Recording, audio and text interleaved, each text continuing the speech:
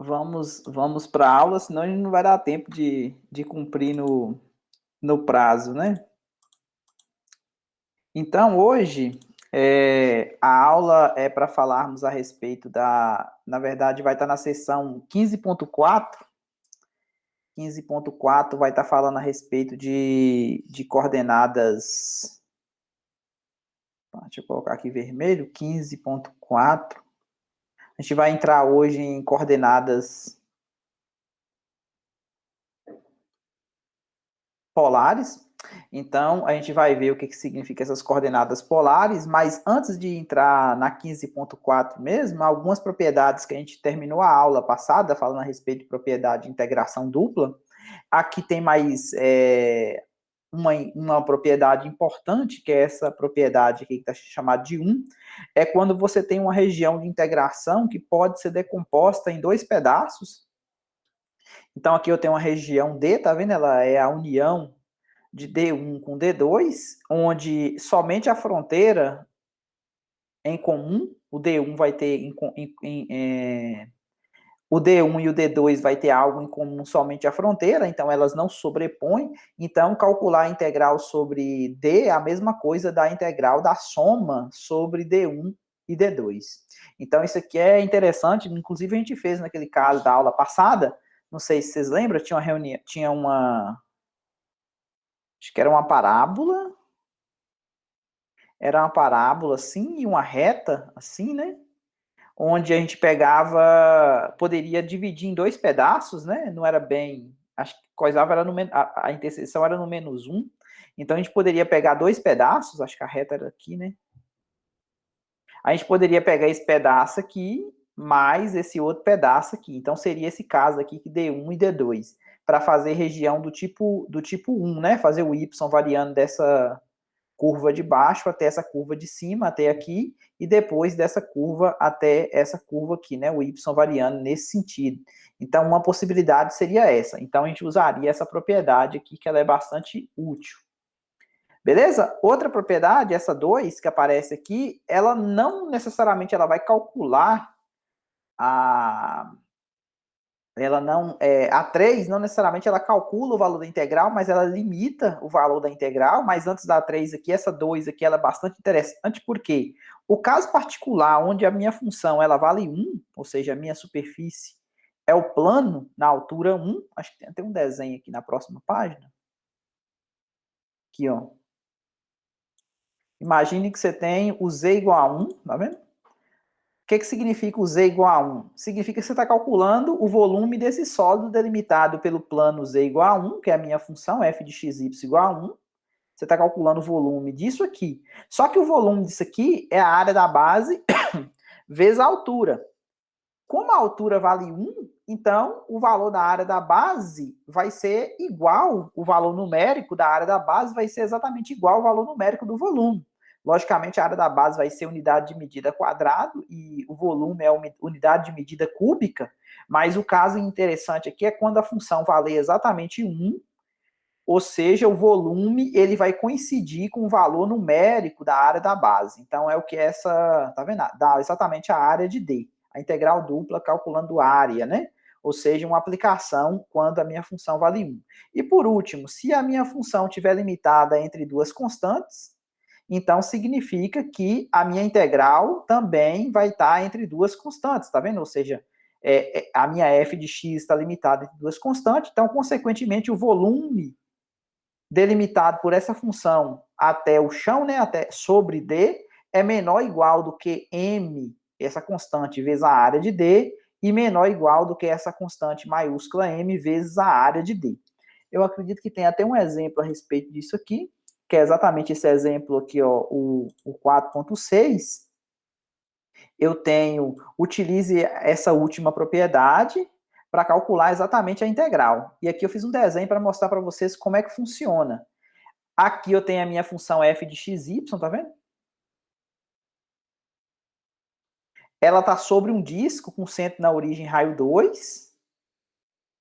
Deixa eu tentar diminuir aqui para vocês verem o processo todo aqui, ó.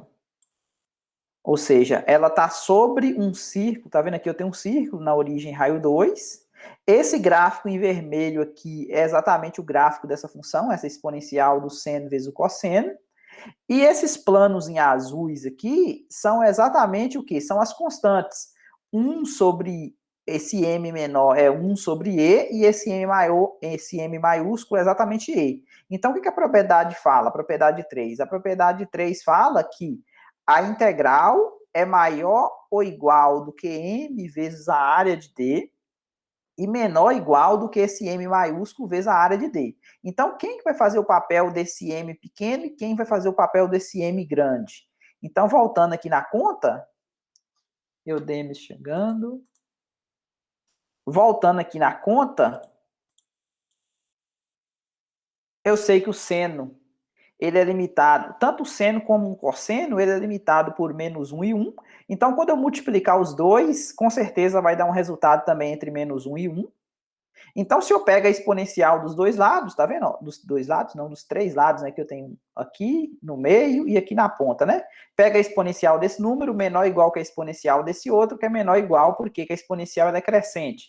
Então, com certeza, essa desigualdade aqui é verdade. Peguei a exponencial disso aqui. Então, agora, esse e elevado a menos 1 vai fazer o papel do m minúsculo, esse e elevado a 1 vai fazer o papel do m maiúsculo, e aqui é exatamente o meu f de x. Então, eu tenho exatamente o f de xy, né? Eu tenho exatamente o que a minha propriedade fala, tá vendo? Se o f de x estiver entre m menor e esse m maiúsculo, então significa que a integral que eu estou querendo fazer estimativa, tá vendo? A integral é menor ou igual do que a área de D vezes m pequeno, e esse aqui também é a área de D vezes o m grande. Só que a área de D, quem que é o D? O D, lembrando que é exatamente o círculo com centro na origem, raio 2. Tá vendo aqui no chão? Então aqui eu tenho um círculo centro na origem, raio 2. Então a área dele é πr ao quadrado. Como r é 2, então vai dar 4π. Então por isso que aqui ficou 4π vezes z. Então 4π vezes o e, que é o valor do m. E aqui ficou 4π vezes 1 sobre e, né, que é o valor do m minúsculo. Então, com certeza, o volume delimitado, logicamente que eu estou considerando só aqui sobre o círculo, né? O volume delimitado por essa integral aqui, delimitado, tá vendo? Por esse gráfico vermelho, com certeza ela é maior do que só o cilindro. Tá vendo que tem um cilindro baixotinho aqui, ó, bem pequenininho? Tem um cilindro aqui de raio 2 e a altura valendo 4π sobre e. E tem um cilindro maior aqui, né? Cuja altura dele vale exatamente 4 vezes, a altura, na verdade, a área dele, né, é 4π vezes z. Então, se eu dar um zoom aqui para vocês observarem, tá vendo? 4π vezes z, a altura dele aqui, ó, 4π vezes z, e esse outro aqui é 4π sobre e, a altura desse outro. E essa função aqui é e elevado a seno de x vezes cosseno de y.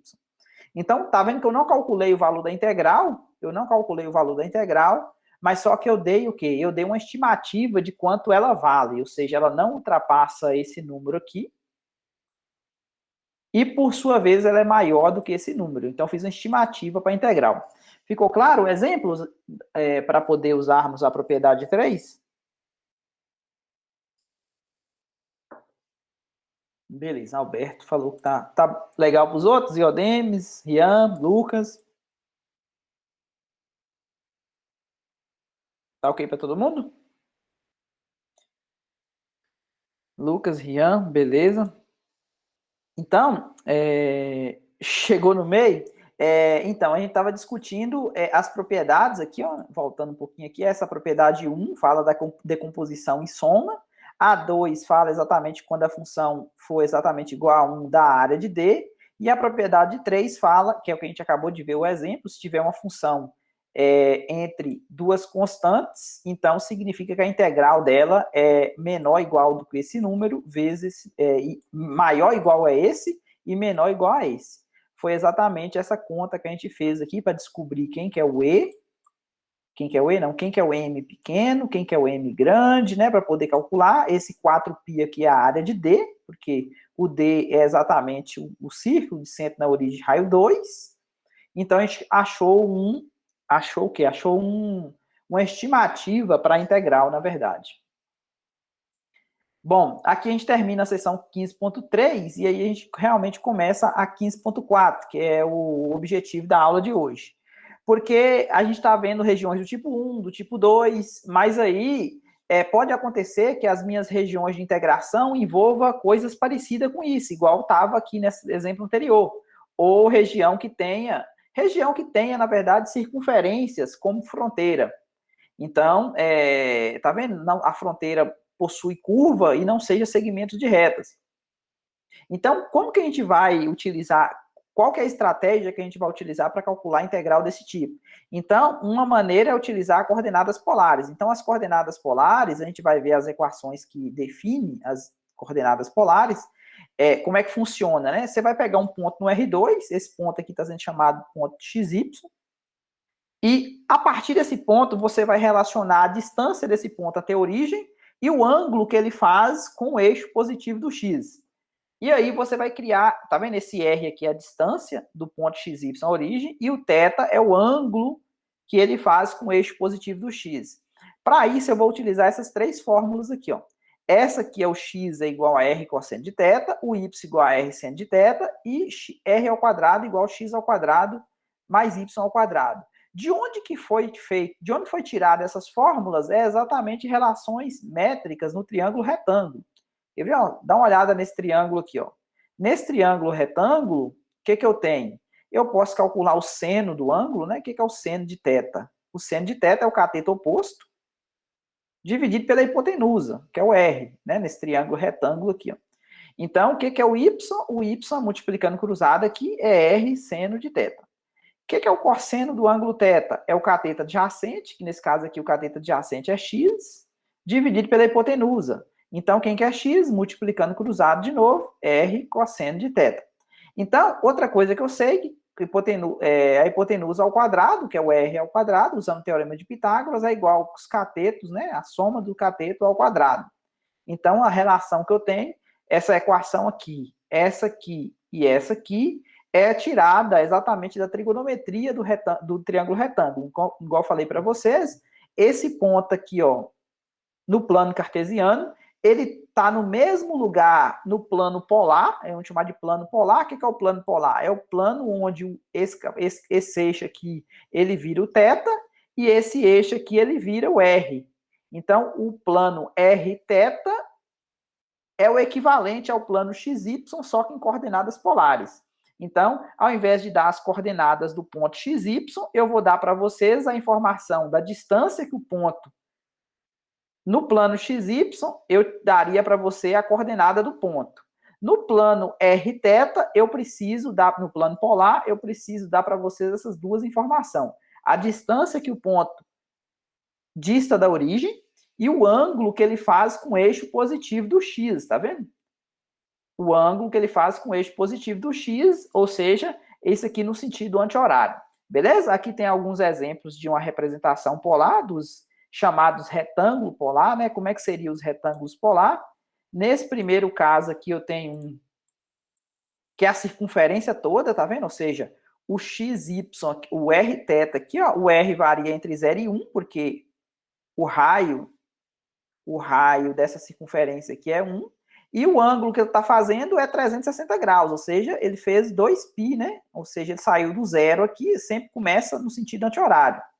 Saiu do zero, fez o completo, né? Ou seja, então por isso que ficou esse jeito aqui. Já esse outro aqui, ó, observe que o R está entre 1 e 2, então o R varia entre 1 e 2, tá vendo? Aqui é o R. E o θ, ele varia onde, né? Ele varia daqui até aqui, né?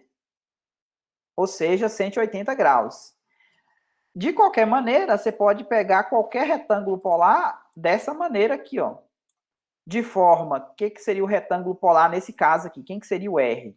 Seria os Rθ, tal que o R, ele varia de A até B, tá vendo? O R varia de A até B.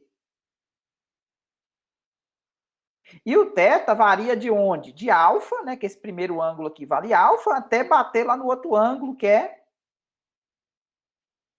que é beta. Então, qual que eu preciso falar a respeito desse ângulo? Esse ângulo aqui, o máximo que ele pode fazer é 360 graus, né? Porque se ele fazer mais do que 360 graus, você pode pegar o que a gente chama de primeira determinação positiva. Suponha que ele seja 390. 390 vai parar no mesmo lugar do 30 graus. Congruente, né?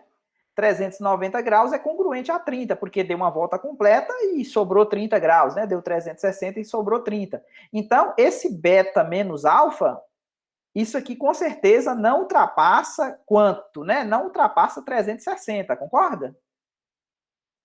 Porque o máximo que isso aqui pode acontecer é isso aqui ser zero e esse aqui ser 2π, que é o caso da circunferência completa que a gente tem aqui, ó. Então, o máximo que vai acontecer é isso, beleza?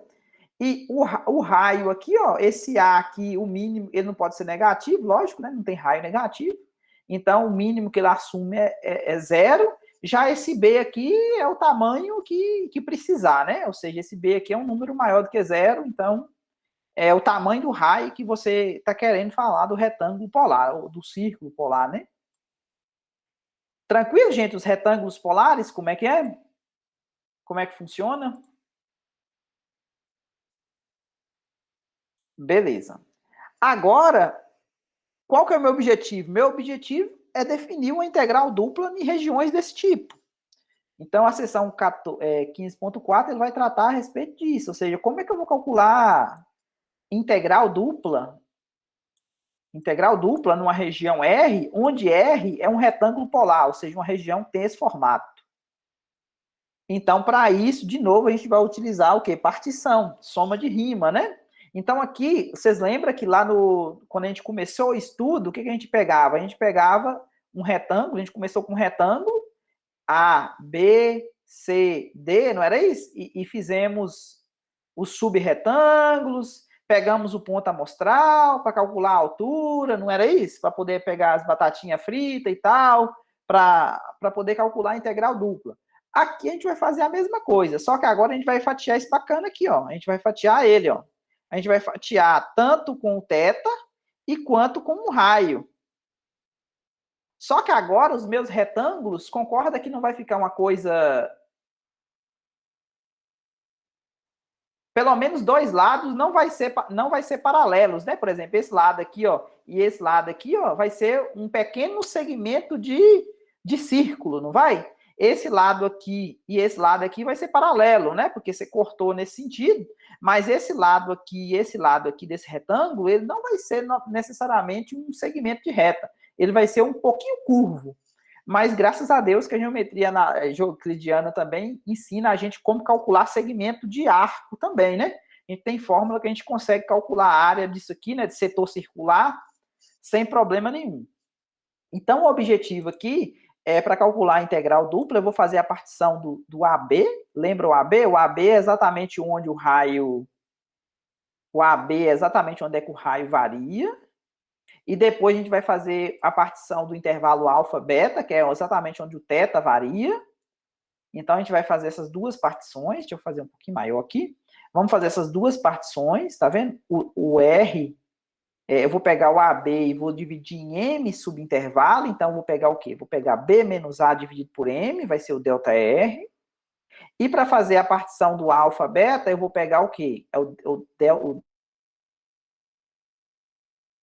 frente menos o ângulo de trás dividido por N, ou seja, isso aí vai gerar o quê? Vai me gerar um subretângulos polares. Assim como eu tinha subretângulos lá no início, quando a gente introduziu a integração dupla, agora eu vou ter o quê? Vou ter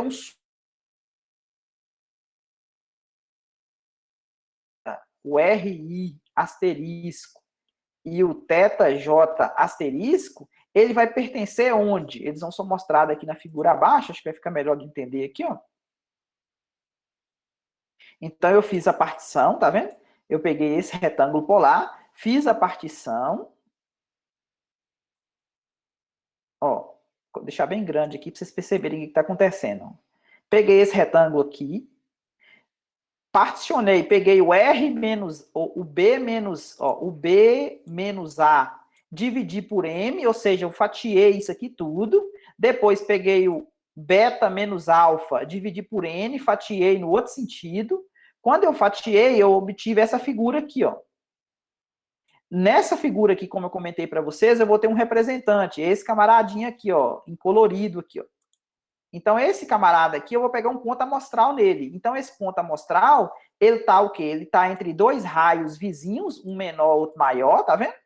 E ele tá entre dois ângulos vizinhos, ou seja, entre o θj e o θj menos 1, que é o anterior. Então, aqui eu tenho uma partição, e dessa partição eu peguei um ponto amostral. Bom, feito isso, eu vou escolher esse ponto aqui, R, tá vendo esse aqui? Para ser o ponto médio do intervalo. O que é o ponto médio? O ponto médio do intervalo, você vai pegar o quê? Vai somar, ó, o ponto médio desse intervalo, que vai daqui até aqui, ó, eu somo os extremos, ou seja, o RI com RI menos 1 e divido por 2, e o ponto médio desse outro intervalo daqui até aqui, ó, eu somo o θj com θj menos 1 e divido por 2. Ficou claro como é que eu consigo as coordenadas desse ponto médio?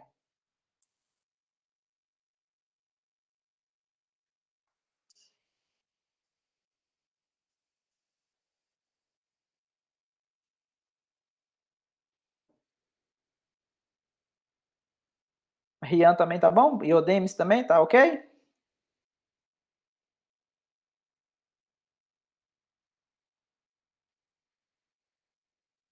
Pouca aluna é ruim que é isso, a gente cita nominalmente, né? Não dá nem para ir no banheiro, né, durante a aula. Fica ruim, né, quando é pouca aluno, não dá nem para pedir para licença para poder sair, né, fica meio chato.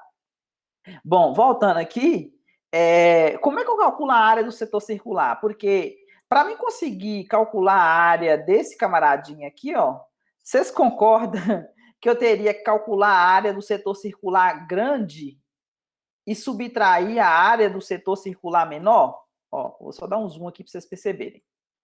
Como é que eu faço para calcular a área só desse amarelo aqui, ó? Só do amarelo, só desse aqui, ó. Vocês concordam que se eu calcular a área do setor circular até essa parte de cima, até o RI, e depois subtrair a área do outro setor circular que vai até o RI menos 1, a área desse maior, menos a área desse setor circular menor, o que vai sobrar vai ser exatamente a área destacada? Concorda? Que a área desse pequenininho aqui vai ser a área do setor circular que vai até aqui em cima, menos a área do setor circular. O setor circular começa aqui, né, na origem, vai até lá, né? O primeiro setor circular, né, pega daqui da origem, vai, pega aqui o grandão, né? Depois subtrai a área desse outro aqui, ó. Então, o que sobrou é exatamente esse, né? Então, mas como é que calcula a área do setor circular? Tem uma fórmula da geometria euclidiana que fala que a área do setor circular é exatamente o raio ao quadrado vezes o ângulo dividido por 2. Então, essa aqui é a fórmula que a gente vai utilizar. Então, para calcular a área de cada um daqueles subretângulos polares, que possui o ângulo central θj, que é a diferença da frente menos o da trás, né? Nós vamos subtrair a área de dois setores. O maior com raio RI pelo menor com raio RI menos 1. Aqui tem uma figura que eu coloquei em destaque para vocês entenderem, o livro não traz essa figura. Eu peguei e confeccionei ela no GeoGebra, só para vocês entenderem o que está acontecendo. Para me calcular a área desse verde claro, o que eu fiz? Eu vou calcular a área toda, Vinícius chegando, eu vou calcular a área toda, e depois eu vou subtrair essa área até aqui, ó, para poder ficar com a área dessa verde. Então, vamos lá. Eu falei para vocês que a área era o quê? Era o ângulo ao quadrado vezes o ângulo ao quadrado vezes o raio dividido por 2. Então, o ângulo aqui em questão é o delta θ, né? É o delta θ, né? É esse camarada aqui, né? Esse menos esse, né? O delta θ ao quadrado vezes... Opa, acho que era o contrário, né? Só dar uma olhada na fórmula aqui. R ao quadrado, na verdade, né? É R ao quadrado. O ângulo vezes o R ao quadrado sobre 2. Então, nesse caso aqui, eu vou ter duas... O que é o ΔI, né? A conta está feita aqui embaixo. O que é o ΔAI? É a área do setor, tá vendo, de raio RI, que é maior. O ângulo é o mesmo, menos a área do outro camarada que vai até o RI menos 1. Beleza? Aí dá para colocar o Δθ sobre 2 em evidência, tá vendo? Isso aqui dá para colocar em evidência. Então vai ficar esse menos esse, né? Que eu coloquei aqui. A ao quadrado menos B ao quadrado, a gente pode colocar como sendo A menos B que multiplica A mais B, não é? Binômio, distribuindo. Foi exatamente o que eu fiz aqui, ó. Esse RI ao quadrado menos RI ao quadrado, RI menos 1 ao quadrado, eu coloquei, é como se fosse A menos B que multiplica A mais B, tá vendo? A soma multiplicado pela diferença. Esse camarada sobre 2 continuou em evidência, né? Ou seja, a soma desse aqui com esse dividido por 2, vocês lembram que é exatamente o ponto médio, não é? O RI menos 1 mais o RI dividido por 2, exatamente o ponto médio, não era o RI asterisco? E esse aqui menos esse, vocês concordam que é exatamente a diferença entre os dois raios vizinhos, não era?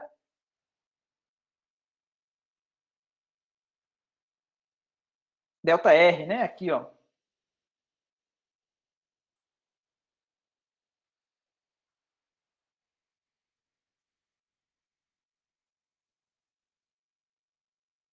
Esse menos esse, né? Esse camarada aqui, ó, é o ponto médio, né? O que é o RI asterisco? O RI asterisco é exatamente a soma do RI mais o RI menos 1 sobre 2. E quem que é o θJ asterisco? ΘJ asterisco é exatamente o θJ mais o θJ menos 1 sobre 2. É o ponto médio também. É as coordenadas desse ponto aqui, o ponto médio, lá no centro do retângulo polar.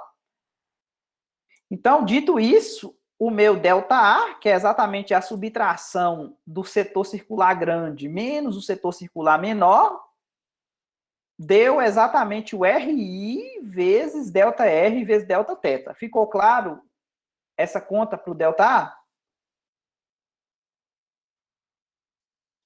Né? O ΔA deu exatamente isso. Porque esse ΔA aqui ele vai fazer o papel do ΔX vezes o ΔY, lá da integral dupla que a gente vai fazer. Depois a gente vai fazer a soma de rima, fazer MN para mais infinito, a mesma história. Então, agora, pelas fórmulas que a gente acabou de ver, o x ele é dado por R cosseno de θ, o y ele é dado por R seno de θ. Beleza? Aqui está esses asteriscos para mostrar para vocês que é um ponto amostral. Então, como é que seria a soma de rima para esse caso? Então, a soma de rima é dada exatamente disso aqui, ó. Eu somei o I variando de 1 até M para fazer a partição dos R, o J de 1 até N para fazer a partição dos tetas, aqui o ponto amostral, o delta I, o delta AI, né? Ou seja, aqui agora eu já mudei. No lugar desse x, eu troquei por R cosseno de θ. No lugar desse y, eu troquei por R seno de θ. E o meu delta AI, eu troquei exatamente por RI, que multiplica delta R e delta θ, que foi exatamente a fórmula que a gente acabou de deduzir aqui em cima.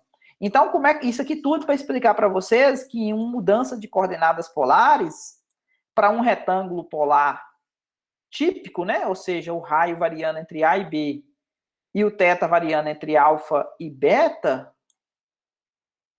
como é que funciona? Funciona dessa maneira aqui, ó. A integral dupla, aqui aquela ressalva que o beta menos alfa não pode ultrapassar 2π, né? Porque senão daria uma volta, mais de uma volta completa.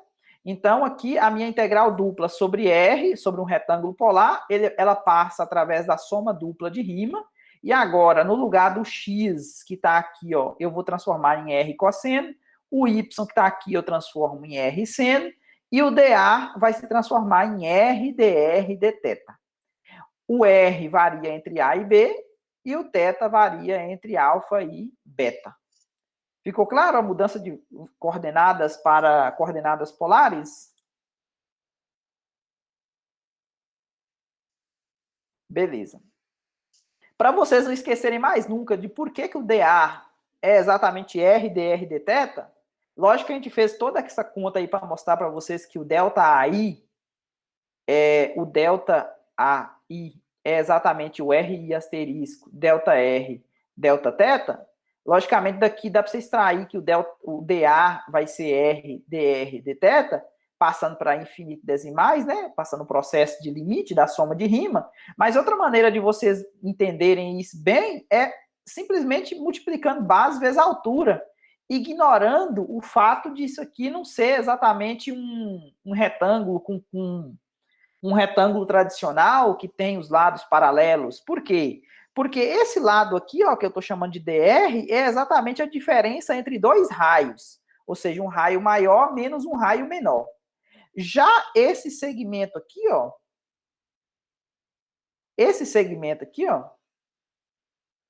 ele é um pedacinho de segmento de setor circular.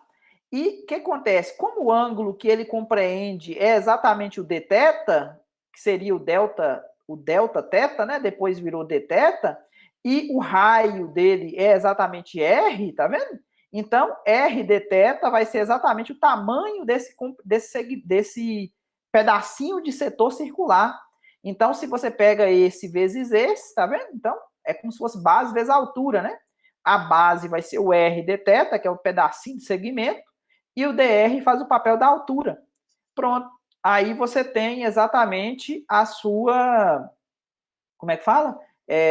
Essa área dada exatamente como sendo, só que aqui está meio fora de ordem, né? Esse r dθ aqui seria a base e esse dr aqui seria a altura. Então, esse seria a base e esse aqui faria o papel da altura. Então, seria a área dA do retângulo infinito decimal. Ficou claro, gente? Beleza.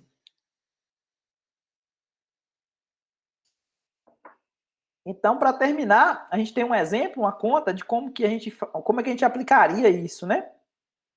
Ou seja, aqui eu pedi para vocês calcular essa integral, 3x mais 4y ao quadrado dA, onde R é a região no semiplano superior, limitada para os círculos de raio 1 e raio 2. Então, aqui eu tenho o primeiro círculo de raio 1, né? Ou seja, x ao quadrado mais y ao quadrado igual a 1. Como ele é superior, então é só a parte de cima do círculo, né? E esse aqui é o x ao quadrado mais y ao quadrado igual a 4, né? Que é 2 ao quadrado. Como é que eu transformo isso aqui nisso, né? Ou seja, como é que é o retângulo polar? Então, o raio aqui vai estar variando entre 1 e 2, tá vendo? O raio aqui está variando entre 1 e 2. E o θ, para poder fazer isso aqui tudo, ele variou de 0 até π. Então, por isso que ele variou de 0 até π. Então, isso aqui, ó, em amarelo, ele se transformou nesse aqui, ó. Então, quando você calcular, esse aqui é o R, né? Esse aqui eu posso chamar ele de, vamos chamar ele aqui de D. Então, a integral dupla sobre R de f de xy dA é transformada na integral dupla sobre D agora de f. Só que agora, no lugar do x, eu vou trocar por R cosseno. No lugar do y, eu vou trocar para R. No lugar do y, eu vou trocar para R seno de θ. E o dA eu vou trocar por R dr dθ. Então, é mais interessante eu resolver essa integral aqui do que essa integral aqui em coordenadas cartesianas. É exatamente a conta que está sendo feita aqui, ó.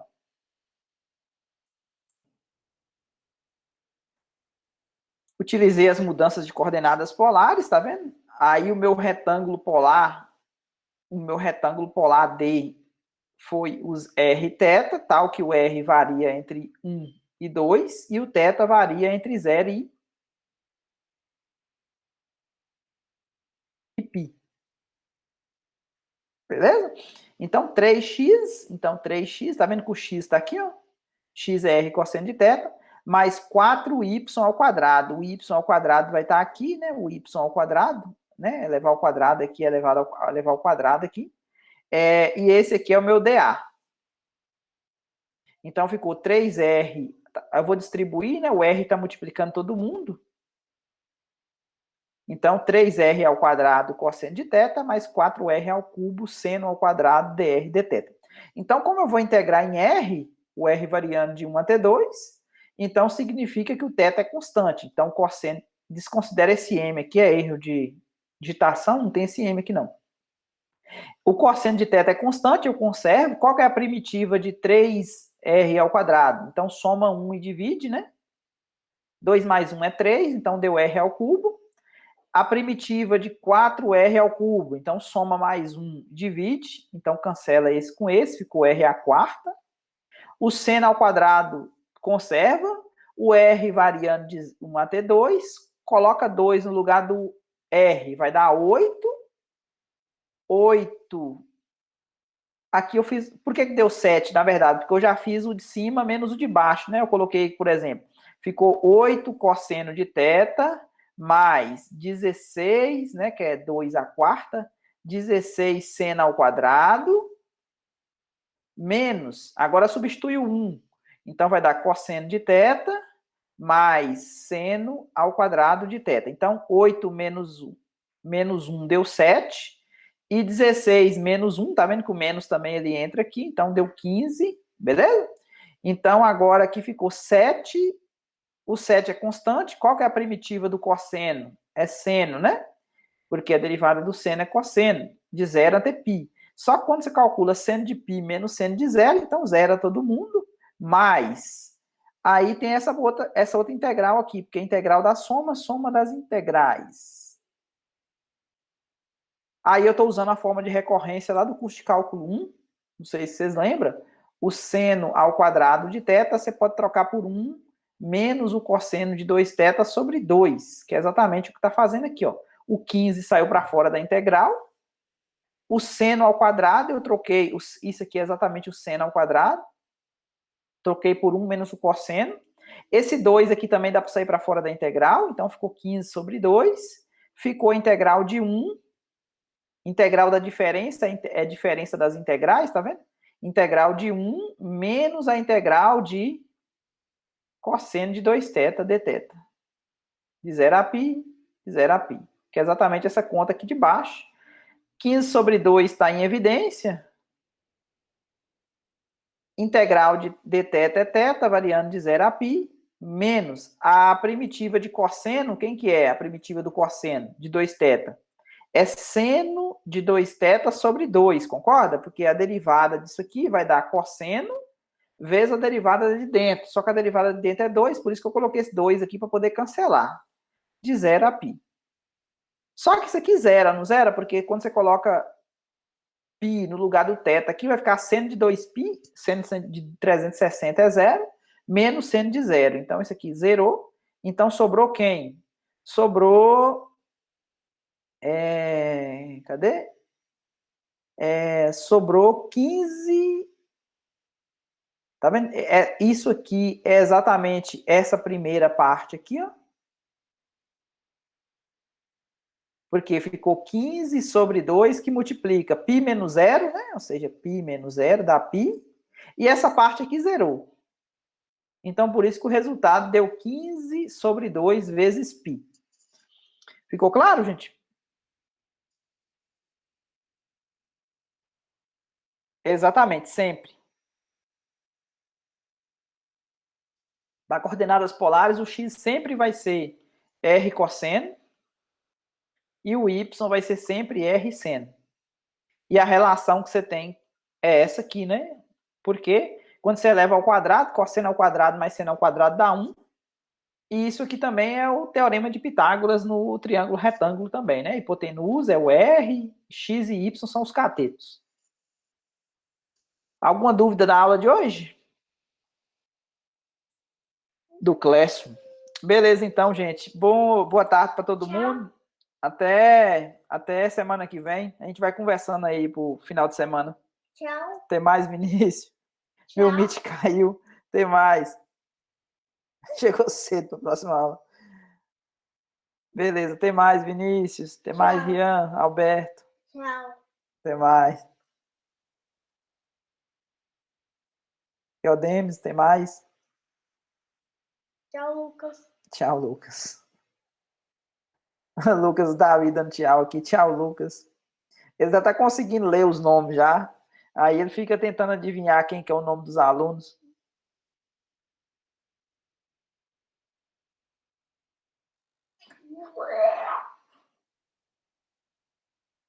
Até mais, Demis.